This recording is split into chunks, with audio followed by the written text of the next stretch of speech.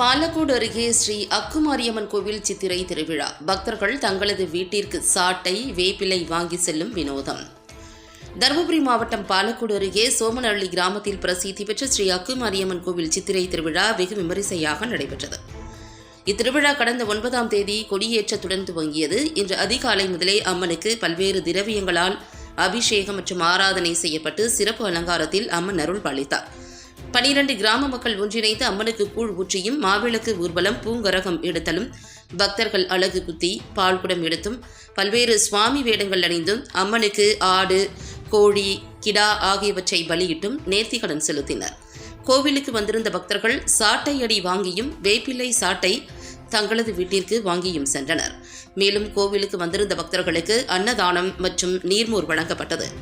இவ்விழாவிற்கான ஏற்பாடுகளை ஊர் பொதுமக்கள் மற்றும் விழா குழுவினர் சிறப்பாக செய்திருந்தனர்.